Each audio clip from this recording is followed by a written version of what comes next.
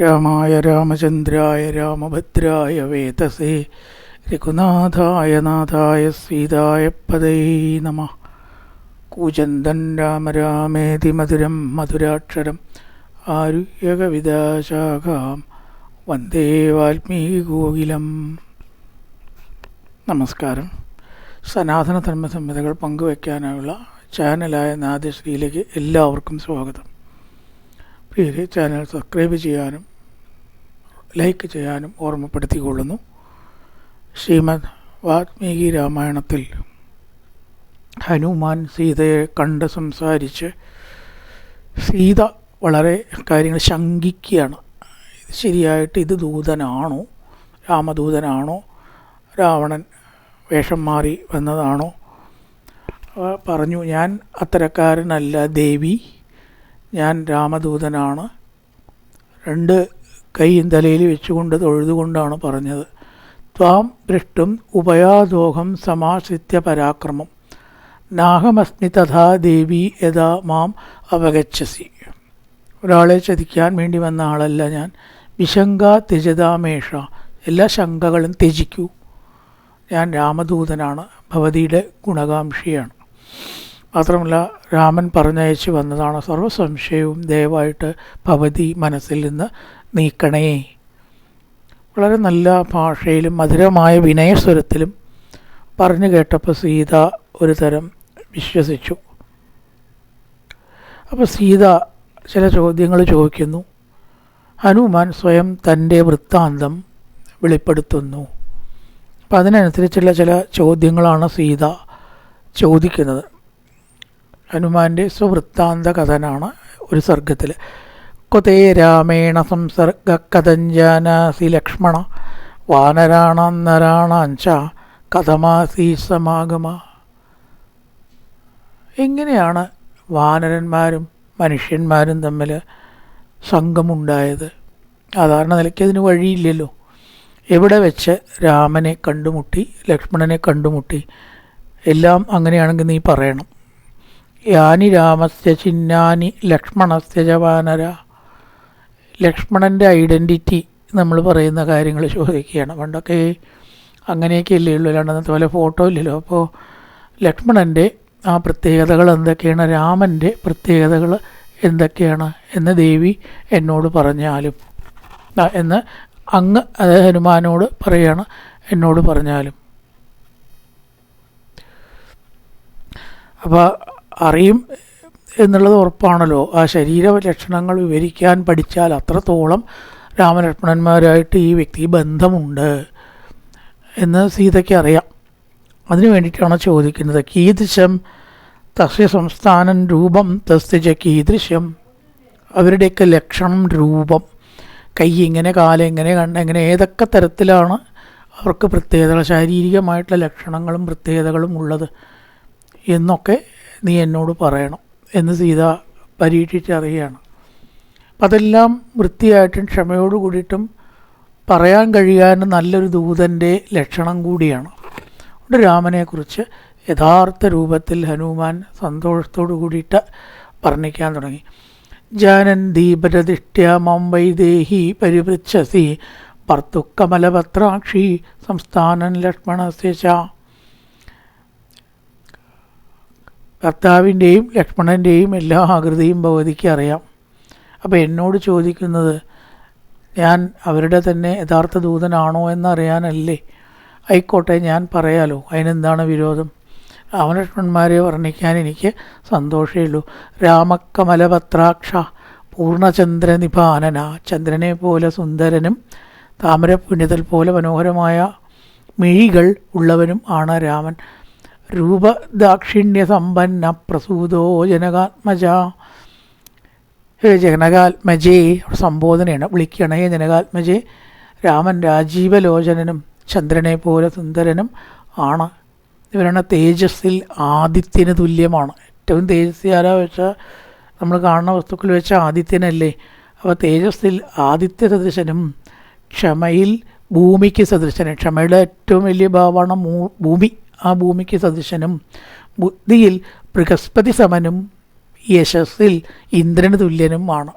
യശസ്സിൽ ഇന്ദ്രന് തുല്യനാണ്, ബുദ്ധിയിൽ ദേവഗുരുവായിട്ടുള്ള ബൃഹസ്പതിക്ക്, തേജസ്സിലോ ആദിത്യന് തുല്യൻ, ക്ഷമയ്ക്ക് ഭൂമിക്കും തുല്യനാണ്. രക്ഷിത ജീവലോകസ്യ സൃജനസ്യ രക്ഷിത രക്ഷിത സ്വസ്യ വൃത്തസ്യ ധർമ്മസ്യ പരന്തപ. അദ്ദേഹം ശത്രുനാശകനാണ്, സ്വജനങ്ങളെ രക്ഷിക്കുന്നവനും ആണ്, എല്ലാ ജീവലോകത്തിൻ്റെയും രക്ഷിതാവാണ് എന്ന് പറയുന്നത്. രക്ഷിത ജീവലോകസ്യ. പിന്നെ സ്വജന രക്ഷിക്കണം, ചാരിത്രധർമ്മങ്ങൾക്ക് ചാരിത്രധർമ്മങ്ങളെ രക്ഷിക്കുന്നവനും ആണ്. രാമോഭാമിനി ലോകസ്യ ചാതുർവർണ്ണ്യസ്യ രക്ഷിത. പണ്ടൊക്കെ ഈ ധർമ്മം പറയുന്നില്ല, ചാതുർവർണ്ണ്യത്തെ കാക്കുന്ന രാജാക്കന്മാർ, അവരുടെ നല്ലൊരു ഗുണമായിട്ടാണത് പറയുക. ചാതുർവർണ്ണ വ്യവസ്ഥ ലോകത്തെ നിലനിർത്തുന്നതിനും ഈ രാമൻ സമർത്ഥനാണ് എന്ന് പറയുകയാണ്. സജ്ജനങ്ങൾക്ക് നന്മ ചെയ്യാനും എല്ലാ കർമ്മങ്ങളും നന്നായിട്ട് അനുഷ്ഠിക്കുന്നവനും ആയ ഒരു കർമ്മയോഗിയാണ് ഈ രാമൻ എന്ന് പറയുകയാണ്. അതുകൊണ്ട് രാജനീതി വളരെയേറെ നടപ്പാക്കുന്നവനും അറിയുന്നവനും വിപ്രന്മാരെ പൂജിക്കുക, ബ്രാഹ്മണരെ ബഹുമാനം പൂജ മുതലായിട്ടൊക്കെ ഉള്ളതും വളരെ അറിവുള്ളവനും നല്ല ഗുണങ്ങളുള്ളവനും ആണ്. ജ്ഞാനവാൻ ശീലസമ്പന്നോ വിനീതശ്ച പരന്തവ. വിനയാന്വിതനായിട്ട് നല്ല സ്വഭാവമുള്ള ബ്രാഹ്മണനെ ബഹുമാനിക്കുന്നവനും രാജനീതി നല്ലപോലെ നടപ്പാക്കുന്നവനും അറിയുന്നവനുമാണ്. യജുർവേദ വിനീതച്ച വേദവി സുപൂജിത ധനുർവേദ ച വേദേച്ച വേദാംഗേഷു ച നിഷ്ഠിത. യജുർവേദജ്ഞനാണ് ഇവരുടെ വംശം. എതിർവേദം അറിയുന്നവനും ധനുർവേദം അറിയുന്നവനും ആണ്. വില്ല് കൊണ്ടുള്ള പ്രയോഗം, വില്ല് അമ്പ മുതലായിട്ട് നല്ലതായിട്ട് പ്രയോഗിക്കാൻ പഠിക്കുന്ന ശാസ്ത്രമാണ് ധനുർവേദം. അപ്പം ധനുർവേദത്തിലും പ്രവീണനാണ്, അതുപോലെ തന്നെ യജുർവേദത്തിലും നിപുണനാണ്.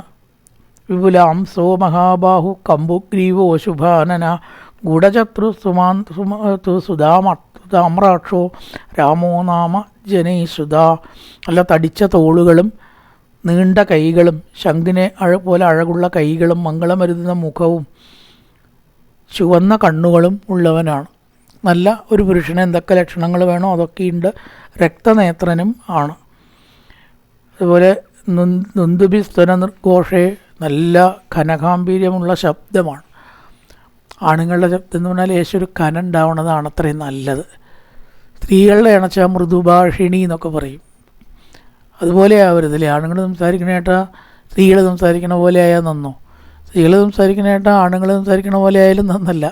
കുറച്ച് കനുള്ള ശബ്ദമായ അത് യോജിക്കില്ല. സ്ത്രീകൾക്ക് ആ ശബ്ദം വേണം, പുരുഷന് ശേഷം പുരുഷൻ്റെ ശബ്ദം വേണം. അപ്പം അതിന് പറ്റിയ ശബ്ദം ഉള്ളവൻ ആണ്. പെരുമ്പറയ്ക്ക് സമാനമായിട്ടുള്ള ഗാംഭീര്യമുള്ള ശബ്ദവും എല്ലാ അംഗങ്ങളിലും നീല നിറമുള്ളവനും ആണ്. എപ്പോഴും പറയും ദുർവാദള ശ്യാമ നിറം, നീലമേഘശ്യാമളനാണ് എന്ന്. അത്തരത്തിലുള്ള നിറമുള്ളതാണ്.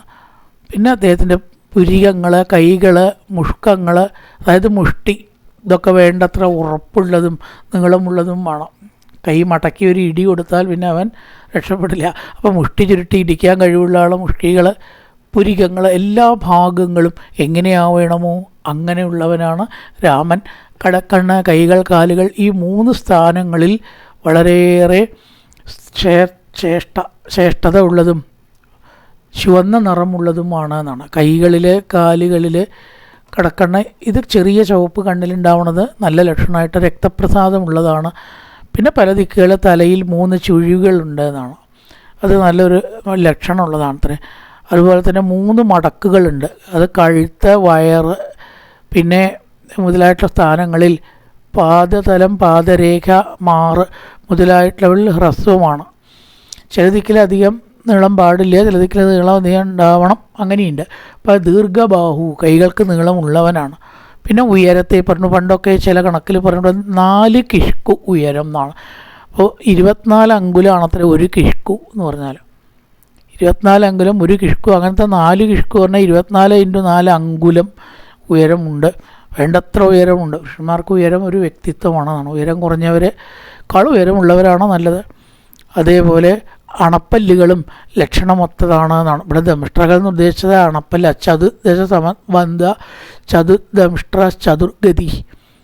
പുരികങ്ങൾ, മൂക്കിൻ്റെ 2 വശങ്ങൾ, കണ്ണുകൾ, കാതുകൾ, ചുണ്ടുകൾ, ഇതൊക്കെയും വേണ്ട രീതിയിൽ 4 ദംഷ്ട്രകളുള്ളവനാണ്. അങ്ങനെ 4 അണപ്പല്ലുകൾ, മുകളിൽ 2, താഴത്തെ 2 അണപ്പല്ലുകളും, അങ്ങനെ എല്ലാവിധ ലക്ഷണങ്ങളെയും കൈകൾ, മൂക്കുകൾ, കണ്ണുകൾ, എല്ലാ അവയവങ്ങളെക്കുറിച്ചും വിവരിച്ചു. മുഖം, നേത്രം, വായ, നാക്ക്, ചുണ്ട്, അണ്ണാക്ക്, മുല, നഖം, പാദം, ഇതുപോലെ 10 അവയവങ്ങൾ ശരിക്കും താമരയ്ക്ക് സമാനമാണ്. താമരമുഖം എന്നാണല്ലോ പറയുക. താമരപ്പൂ പോലത്തെ മുഖമുള്ളവൻ, താമരപ്പൂ പോലത്തെ നേത്രമുള്ളവൻ, താമരപ്പൂ പോലത്തെ വായ. ഇതിന് ലക്ഷണമുള്ളതിന് താമരയോട് ഉപമിക്കണ പതിവുണ്ട്. അപ്പോൾ ഈ മുഖം, കണ്ണ്, വായ, നാക്ക്, ചുണ്ട്, അണ്ണാക്ക്, മുല, നഖം, കയ്യ്, കാല്, ഈ 10 അവയവങ്ങൾ താമരയ്ക്ക് സമാനനാണെന്ന് രാമൻ. അതുപോലെ തന്നെ 6 ഉന്നതികൾ, കക്ഷം, മുക്ഷസ്ഥ, പക്ഷെ ഇങ്ങനെ അങ്ങോട്ട് വളരെയധികം വർണ്ണിക്കുകയാണ്. പിന്നെ കുറച്ച് ഗുണങ്ങളെ വർണ്ണിക്കുകയാണ്. സത്യധർമ്മ രഥശ്രീമാൻ സംഗ്രഹാം അനുഗ്രഹേ രഥ ദേശകാല വിഭാഗജ്ഞ സർവലോകപ്രിയംബദാം. ശ്രീമാനായിട്ടുള്ള സത്യധർമ്മ നിരതനാണ്. സദാ സത്യധർമ്മ നിരതനും നിഗ്രഹാനുഗ്രഹങ്ങളിൽ തൽപരനാണ്. ശിക്ഷ കൊടുക്കേണ്ടവർക്ക് ശിക്ഷ കൊടുക്കും, അനുഗ്രഹം കൊടുക്കേണ്ടവർക്കോ അതും കൊടുക്കും. ദേശകാലത്ത് ഇന്നന്ന ദേശത്ത് ഇന്നന്ന കാലത്ത് ഇന്നന്ന പ്രവൃത്തികളാണ് വേണ്ടത് എന്ന് നന്നായി അറിയുന്നവനാണ് ദേശകാല വിഭാഗജ്ഞ. ഏതേത് സമയത്ത് ഏതേത് കാര്യങ്ങൾ എങ്ങനെയൊക്കെ വേണം എന്ന് നല്ലപോലെ അറിയുന്നവനും എല്ലാ ലോകത്തിലുള്ളവർക്ക് പ്രിയംബദനുമാണ്, സർവരുടെയും ഇഷ്ടനാണ്. ഇങ്ങനെയൊക്കെയാണ് രാമൻ. ഈ സൗമിത്രിയുടെ ഭ്രാതാച്ച ദ്വൈമാത്ര സൗമിത്രി അമിതപ്രഭ. ആ സൗമിത്രിയുടെ അനുരാഗേണ രൂപേണ ഗുണേച്ഛാപി തഥാവിധ. ദ്വൈമാത്ര സഹോദരനും അമിത പ്രഭാവശാലിയും ആയ, അതായത് 3 അമ്മമാരാണ്. അപ്പോൾ ദ്വൈമാത്രത്വേ രണ്ടാമത്തെ അമ്മ സുമിത്രയാണ്. കൗസല്യ, സുമിത്ര, കൈകേയി ഇങ്ങനെയുള്ള വരിക. അപ്പോൾ രണ്ടാമത്തെ അമ്മയുടെ പുത്രനാണ് ലക്ഷ്മണൻ. രൂപം കൊണ്ടും ഗുണങ്ങളെ കൊണ്ടോ വിസ്തരിക്കേണ്ട ആവശ്യമില്ല. രാമനെ പോലെ എന്നാണ് പറഞ്ഞാൽ മതിയല്ലോ. ആണ് രാമനെ തുല്യമാണ്. അനുരാഗേണ രൂപേണ ഗുണേച്ഛാപി തഥാവിധ. തഥാവിധ അതാണ് പറഞ്ഞാൽ വേറെ വേറെ വേറെ വേറെ എടുത്ത് പറയണ്ട. എങ്ങനെയൊക്കെയാണ് രാമനെ പറഞ്ഞത് അതുപോലെയൊക്കെ തന്നെയാണ് എന്നാണ് പറഞ്ഞാൽ. പിന്നെ പറഞ്ഞു അതിനുശേഷം ഭവതിയെ തെരഞ്ഞു. അവർ ഇങ്ങനെ നടക്കുകയായിരുന്നു. ചിരസ്ഥാനത്ത് വെച്ച് രാവണൻ അപഹരിച്ചതായിട്ടുള്ള ഭവതിയെ എല്ലാ ദിക്കിലും ഏട്ടനും അനിയനും കൂടി അന്വേഷിച്ചു. അങ്ങനെ കിഷ്കിന്ധയിലെത്തിയപ്പോഴാണ് എന്നെ കണ്ടത്. ആ സുഗ്രീവനാവട്ടെ ബാലിയെ പേടിച്ച് നടക്കുകയായിരുന്നു. അവർ തമ്മിൽ അലോഗ്യാവാനുള്ള കാരണങ്ങളൊക്കെയുണ്ട് പറഞ്ഞു. സുഗ്രീവൻ അതായത് സ്ഥാനത്ത് കയറിയിരുന്നപ്പോൾ ബാലി വിചാരിച്ചു തന്നെ കൊന്നിട്ട് സ്ഥാനത്തിരിക്കണം എന്നാണ്. ആ കഥകളും അന്ന് മുതൽക്ക് ശത്രുവായി തീർന്നതും. അതുവരെ വലിയ മിത്രങ്ങളായിരുന്നു ഏട്ടനും അനിയനും, സൗഹൃദത്തിലായിരുന്നു. പക്ഷേ ഉന്തുബി എന്ന് പറഞ്ഞിട്ടുള്ള മയാസുരനെ കൊന്നതുകൊണ്ട് കല്ലിട്ടടച്ച കഥയൊക്കെ ഉണ്ടല്ലോ, അതൊക്കെയുണ്ട് കേട്ടു പറഞ്ഞു കൊടുത്തു ഹനുമാൻ. അന്ന് മുതൽ ഈ സുഗ്രീവൻ ബാലിയുടെ ശത്രുവായി എന്ന് പറയണം. അപ്പോൾ സുഗ്രീവനുമായിട്ടൊരു സഖ്യം ചെയ്തു. സുഗ്രീവൻ്റെ പത്നിയെ പോലും ഏട്ടനായിട്ടുള്ള ബാലി തൻ്റെ പത്നിയായിട്ട് ഉപയോഗിച്ചിരിക്കുകയാണ്. അങ്ങനെ സ്വീകരിച്ച് അങ്ങനെ കഴിഞ്ഞുകൂടുന്നു. തഞ്ചം കിട്ടിയ സുഗ്രീവനെ വധിക്കാനും ഈ ബാലി തക്കം നോക്കിയിരുന്നു. ഇതെല്ലാം സുഗ്രീവൻ രാമനോട് പറഞ്ഞപ്പോൾ ബാലിയെ വധിച്ചു തരാം ഞാൻ എന്ന് പറയുകയും സീതാന്വേഷണത്തിന് സഹായിക്കാൻ സുഗ്രീവൻ തിരിച്ച ഒരു വാക്ക് കൊടുക്കുകയും ചെയ്തു. അങ്ങനെ സുഗ്രീവനുമായിട്ട് സഖ്യം ചെയ്തു. സഹോദരനെ കൊല്ലാനുള്ളതായിട്ടുള്ള ആവശ്യത്തിന് വേണ്ടി രാമനെ കൂട്ടുപിടിച്ചു. ബാലിയെ വധിക്കുകയും സുഗ്രീവന് രാജ്യം ലഭിക്കുകയും ചെയ്തു. അങ്ങനെ ആ ഭവതിയെ അപഹരിച്ചു കൊണ്ട് രാവണൻ പോകുന്ന സമയത്ത് വിമാനത്തിൽ നിന്ന് ആഭരണങ്ങൾ താഴത്തേക്കിട്ടു. ആ ആഭരണങ്ങൾ ഞങ്ങൾ സൂക്ഷിച്ചു വെച്ചിരുന്നു. ദേവി അത് കണ്ടതോടുകൂടി രാമൻ വളരെയേറെ ദുഃഖിതനായി കരഞ്ഞു. ആഭരണങ്ങളെ നോക്കിയിട്ട് കരഞ്ഞു. എന്നെപ്പോലെ നീയും യാന്യാഭരണജാലാനി പാതിതാനി മഹീതലേ താനി സർവാണി ആനീയ രാമായ ഹരിയൂഥപാം. ആ രാമനായി കാണിക്കാൻ വേണ്ടിയിട്ട് അവർ കീഴ്പ്പെട്ടിട്ടതായിട്ടുള്ള ആഭരണങ്ങൾ കൊണ്ടുവരൂ എന്നിങ്ങനെ പറഞ്ഞു. അങ്ങനെ അതൊക്കെ സുഗ്രീവൻ ആജ്ഞാപിച്ചപ്പോൾ ഞാൻ കൊണ്ടുവരികയും ചെയ്തു. സംവൃട്ട ദർശയാമാസുർഗതിം നതു വിദുത്തവ താനി രാമായ ദത്താനി മഹേവോപകൃതാനി ച. അവിടുന്ന് കിട്ടി സൂക്ഷിച്ചു വെച്ചതായിട്ടുള്ള ആഭരണങ്ങൾ കണ്ടു. വളരെയേറെ ദുഃഖിച്ചു. താനി ദുഷ്ട്വാ മഹാർഹാണി ദർശയിത്വാ മുഹുർമുഹു. വീണ്ടും വീണ്ടും വീണ്ടും ആ ആഭരണത്തെ നോക്കി രാഘവസ്തകതോ മിത്രീം സുഗ്രീവേ സന്യവേശ. സുഗ്രീവൻ്റെ സാന്നിധ്യത്തിൽ അങ്ങനെ എത്തി ദുഃഖാഗ്നിയിൽ മുഴുകി രാമനും ലക്ഷ്മണനും എന്ന് പറയണം. സത്തവ അദർശനാദാര്യേ, ഹേ ആര്യേ വിളിക്കുകയാണ്. ഭവതിയെ കാണാത്ത വിഷമത്തിൽ, അദർശനാഥ് കാണാത്തത് കൊണ്ട് രാഘവൻ വളരെയേറെ ദുഃഖിച്ചിരിക്കുന്നു. മഹതാ ജലതാ നിത്യം അഗ്നിനേവ അഗ്നിപർവ്വത. അഗ്നിപർവ്വതം പുകയുന്നത് പോലെ ദുഃഖിച്ചിരിക്കുകയാണ്. അഗ്നി കൊണ്ട് അഗ്നിപർവ്വതം എപ്രകാരം പരിതപിക്കുന്നുവോ അതുപോലെ രാമൻ ദുഃഖിക്കുന്നു. ഭവതിക്ക് വേണ്ടിയിട്ടുള്ള ശോകം, ചിന്ത, ആകുലത, ഇതുകൊണ്ട് ഒരു വലിയ ഭൂകമ്പം വന്ന മലകൾ എപ്രകാരം ആടി ഉലയുമോ അതേപോലെ മനസ്സ് ആടി ഉലഞ്ഞിരിക്കുകയാണ്. മനോഹരമായിട്ടുള്ള കിഷ്കിന്ധയിലത്തെ കാട്, പുഴ, പ്രകൃതി രമണീയമായിട്ടുള്ള സംഗതികൾ, ഇതിലൊന്നിലും രാമൻ സന്തോഷിക്കുന്നില്ല. കാനനാനി സുരമ്യാണി നദീ പ്രസ്രവണാനി ച. നദികളോടോ മറ്റു കാര്യങ്ങളോടോ, ചോലകൾ, പുഴ, അതൊക്കെ ഉണ്ടല്ലോ, പ്രകൃതി ഭംഗി സാധാരണ ഇതൊക്കെ നന്നായിട്ട് കണ്ടാൽ ആരും ഒന്ന് നോക്കി ആസ്വദിക്കുക ഉണ്ടല്ലോ. പക്ഷെ ഇതൊന്നും രാമന് കഴിയുന്നില്ല. ഭവതി ഇല്ലാത്തൊരൊറ്റ കാരണം കൊണ്ട് ഈ ഭൂമിയിൽ നല്ലത് ആസ്വദിക്കാൻ പോലും രാമന് കഴിയുന്നില്ല. ശരൻ നരതിമാപ്നോതി ത്വാം അപശ്യൻ നൃപാത്മജനായിരിക്കുന്ന രാമൻ ഭവതിയെ കാണാത്തത് കൊണ്ട് ഈ നല്ല വസ്തുക്കളിൽ ആനന്ദിക്കാൻ പോലും രാമന് തീരെ കഴിയുന്നില്ല. അതുകൊണ്ട് സത്വ മനുജശാർദൂല ക്ഷിപ്രപ്രാപ്സ്യതി രാഘവ സ മിത്രബാന്ധവം മത്വ രാവണം ജനകാത്മജേ സീതേ. ഭവതിയെ കൊണ്ടുപോകാൻ വേണ്ടി തീർച്ചയായിട്ടും അവർ വരും. രാവണനെ വധിക്കുകയും ചെയ്തു. വധിക്കാണ്ട് സീതയെ കൊണ്ടുപോകാൻ പറ്റില്ല. അതുകൊണ്ട് രാവണവധം ഉണ്ടാവും. തീർച്ചയായിട്ടും നിങ്ങൾ ഭവതിയെ അവർ കൊണ്ടുപോവുകയും ചെയ്യും. ഇത് ഉറപ്പായിട്ടുള്ള കാര്യമാണെന്ന് പറയുകയാണ്. സ മിത്രബാന്ധവം മത്വ. രാവണനെ മാത്രമല്ല, അവൻ്റെ അവശേഷിക്കുന്നവരും ഇവിടെ ഉണ്ടാവാൻ പാടില്ല. ഈ വംശമേ മുഴുവൻ രാമൻ മുടിക്കും. അതിനുശേഷം ഭവതിയെ കൊണ്ടും അതോടുകൂടി ലോകത്തിൽ നല്ലൊരു കാലം വന്നു ചേരുന്ന ചെയ്യും. മഹർഷിമാരെ, സജ്ജനങ്ങൾ എല്ലാവരും സന്തോഷിക്കും. അവരൊക്കെ ദ്രോഹിക്കലാണല്ലോ രാവണൻ്റെ പണി. അങ്ങനെ ലോകത്തിൽ നല്ല ഒരു വ്യവസ്ഥ നിലനിർത്താൻ പോണു. ഭവതിക്ക് ഇതാ സുഖം ഉണ്ടാവും, ഉറപ്പന്നെയാണ്, സമാധാനിച്ചോളും.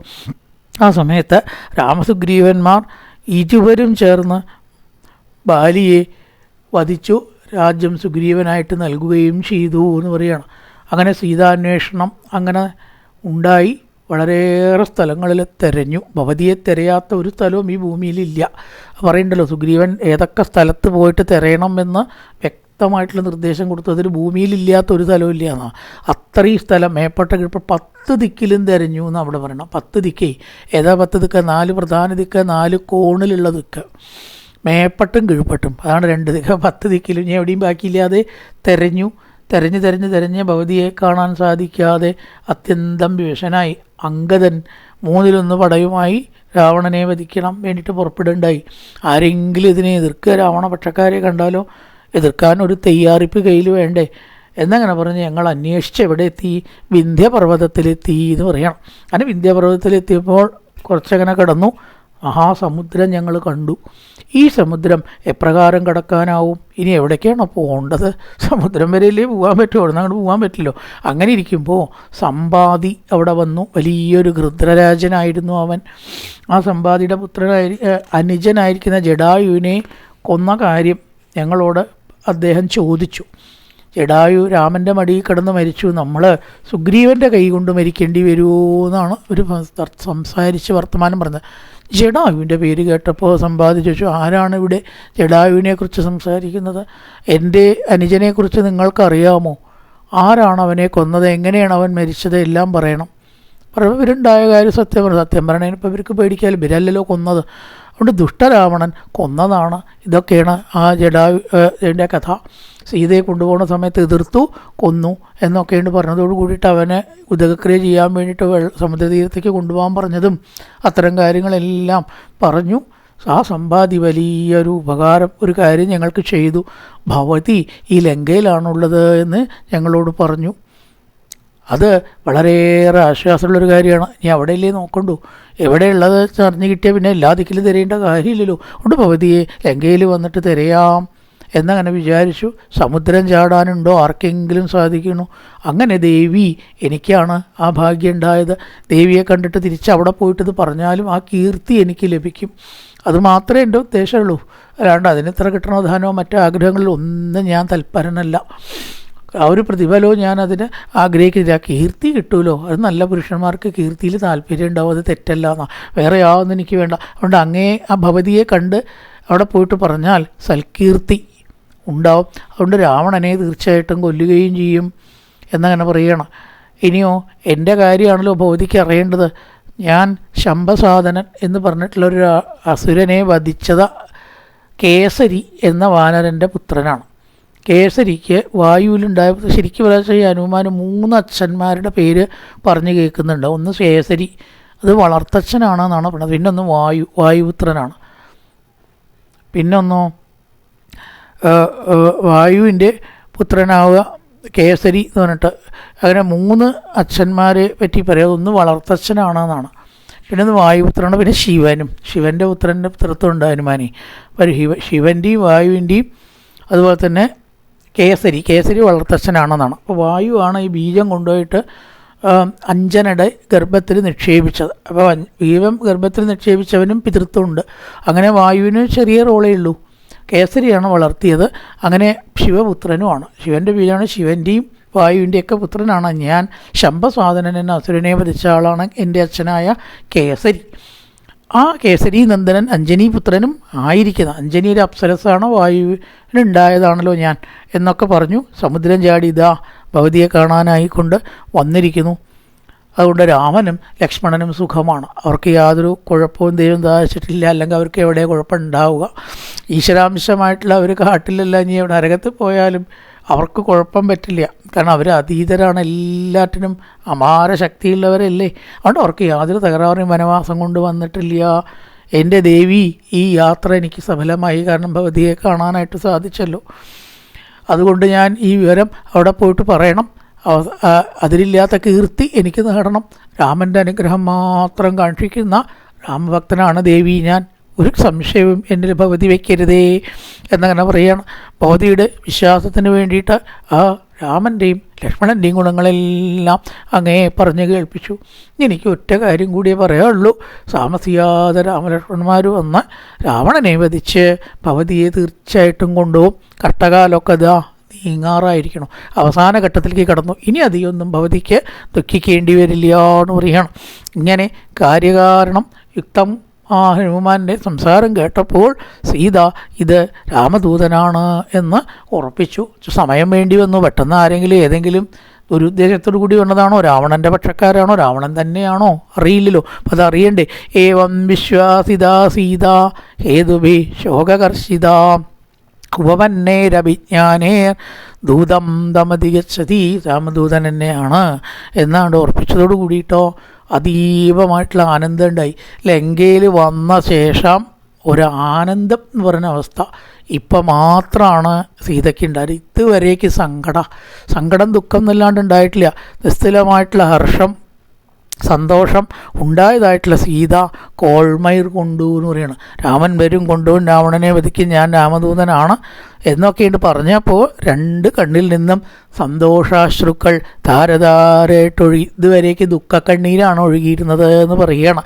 നേത്രാഭ്യാം വക്ത്രപക്ഷ്മാഭ്യാം ഭംഗിയുള്ള കൺപീലികളുള്ള കണ്ണിൽ നിന്ന് പുമോജാനന്ദ ജലം അനന്തമായിട്ടുള്ള ജലം അശ്രു പൊഴിച്ചു. ഒരു നല്ലതായിട്ടുള്ള ഒരു ചുവന്ന നെടുങ്കണ്ണുള്ള രാഹു എപ്രകാരമാണ് രാഹുവിൽ നിന്ന് മുക്തമായിട്ടുള്ള ചന്ദ്രൻ വിളങ്ങുക. രാഹു കൊണ്ട് പിടിച്ചാൽ പിന്നെ ഗ്രഹണമാണ് അല്ലേ, മങ്ങല. ആ മുക്തമായ ചന്ദ്രൻ വിളങ്ങിയതുപോലെ അശോപത വിശാലാക്ഷ്യ രാഹുർമുക്ത ഉടുരാട് ചന്ദ്രൻ. രാഹുവിൽ നിന്ന് മുക്തനായ ഗ്രഹണം കഴിഞ്ഞ ചന്ദ്രൻ എപ്രകാരം ശോഭിക്കുമോ അതേപോലെ ആനന്ദാശ്രു പൊഴിച്ചുകൊണ്ട് സീത അവിടെ വിളങ്ങി. എന്നിട്ടോ വാനരനായിട്ടുള്ള ഹനുമാനെ ഇവിടുന്ന് അങ്ങോട്ട് വിശ്വസിച്ചു. ഇനി തെറ്റിദ്ധാരണയുടെ ആവശ്യമില്ല. രാമൻ്റെ അപാരമായിട്ടുള്ള പാദദാസൻ തന്നെയാണ് എന്ന് ഉറപ്പായതോടു കൂടിയിട്ട് ഹനുമാൻ പറയണം, മൈഥിലി ഞാനിതെല്ലാം ഭവതിയോട് ഇതാ പറഞ്ഞിരിക്കുന്നു. ഒരു വാക്കുപോലും ഇതിൽ അസത്യമോ പിഴവോ ദുരുദ്ദേശമോ ഇല്ല. സത്യമായിട്ട് പറഞ്ഞിട്ടുള്ളതായിട്ടുള്ള ഈ കാര്യത്തെ ഭവതി ഒന്ന് വിശ്വസിക്കണം. അതുമാത്രമേ എനിക്ക് ആവശ്യമുള്ളൂ. ഇനി ഭവതിയുടെ ആഗ്രഹം എന്താണ്? ഞാൻ എന്താണ് ഭവതിക്ക് വേണ്ടി ചെയ്യേണ്ടത്? എന്തെങ്കിലും അവനോട് പറയണോ?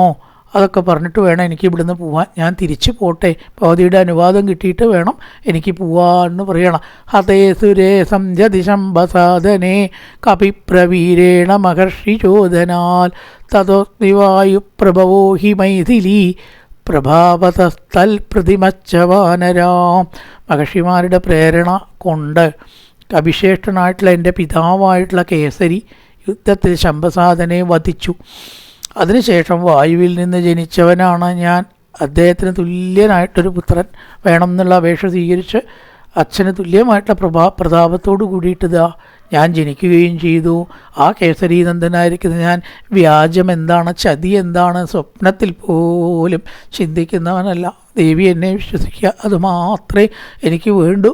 രാമൻ്റെ പ്രസാദം എനിക്കുണ്ടാവണം, ഭവതിയുടെ പ്രസാദം എനിക്കുണ്ടാവണേ എന്നങ്ങനെ വിനയത്തോടു കൂടിയിട്ട് പ്രാർത്ഥിച്ചു. സ്വയം പരിചയപ്പെടുത്തിയിട്ടാണ് നിൽക്കുകയാണ്. അതിനുശേഷം അതിന് സീത പറയണ മറുപടിയാണ്. ഇനി എന്താണ്? ഒരു മോതിരം അടയാളമായിട്ട് കാണിച്ചു കൊടുക്കണമല്ലോ. രാമനെ അവിടുന്ന് വന്നു എന്ന് പറഞ്ഞതുകൊണ്ട് മാത്രമായില്ല, ആ മോതിരം കാണിക്കണു, ചൂടാരത്നം തിരിച്ചു വാങ്ങണു. ഈ രണ്ട് സംഭവങ്ങളാണ് തുടർന്നുള്ള സർഗങ്ങളിൽ. പൂർവൻ രാമതപോവനാധിഗമനം മത്വാ മൃഗങ്കാഞ്ചനം വൈദേഹീഹരണം ജടായുമരണം സുഗ്രീവസംഭാഷണം ബാലീനിഗ്രഹണന്തമുദ്രതരണം ലങ്കാപുരീദാഹനം പശ്ചാത് രാവണകുംഭകർണനിധനം നേതത്യ രാമായണം രാമായ രാമചന്ദ്രായ രാമഭദ്രായ വേതസേ രഘുനാഥായ നാഥായ സീതായ പദൈ നമഃ. പൂർവൻ രാമതപോവനാധിഗമനം മത്വാ മൃഗങ്കാഞ്ചനം വൈദേഹീഹരണം ജടായുമരണം സുഗ്രീവസംഭാഷണം ബാലീനിഗ്രഹണന്തമുദ്രതരണം ലങ്കാപുരീദാഹനം പശ്ചാത് രാവണകുംഭകർണനിധനം മേതസ്യ രാമായണം.